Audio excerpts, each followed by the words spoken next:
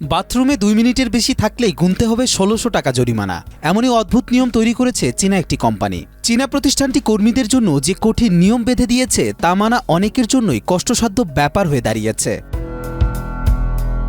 South China morning পোস্টের বরাত দিয়ে এনডিটিভির প্রতিবেদনে বলা হয়েছে, চীনের গুয়াডং প্রদেশে three brothers machine manufacturing company কর্মীদের একটি নির্দিষ্ট সময়ের জন্য টয়লেট ব্যবহারের নির্দেশিকা জারি করেছে।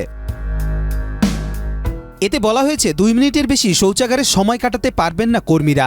মলমূত্র ত্যাগ কিংবা প্রস্রাব করতে যাওয়া হোক ২ মিনিটের বেশি, সেখানে সময় কাটালেই জরিমানা গুনতে হবে কর্মচারীদের। কেউ এই নিয়ম ভাঙলে ১০০ ইয়েন বা বাংলাদেশি মুদ্রায় প্রায় ১৬০০ টাকা জরিমানা দিতে হবে। কর্মক্ষেত্রে শৃঙ্খলা বজায় রাখা ও দক্ষতা বৃদ্ধির জন্য নেওয়া হয়েছে এমন সিদ্ধান্ত বলে জানান কোম্পানিটির কর্তৃপক্ষ। সেই সঙ্গে নতুন এই পন্থা প্রাচীন চীনা চিকিৎসা বিজ্ঞানের সাথে সঙ্গতিপূর্ণ বলেও কোম্পানির পক্ষ থেকে জানানো হয়েছে। এই প্রসঙ্গে গুয়াডং ইউ ল ফার্মের আইনজীবী চেন শিকসিং জানিয়েছেন, এই নিয়ম শ্রমিকদের স্বাস্থ্যের ক্ষতি করে, সেই সঙ্গে শ্রম আইনকেও ভেঙে এটি তৈরি হয়েছে। তবে বিতর্ক সত্ত্বেও এই নিয়ম আদৌ কোম্পানির তরফ থেকে বাতিল হবে কিনা তা এখনো স্পষ্ট নয়। কবির চৌধুরী, মাই টিভি।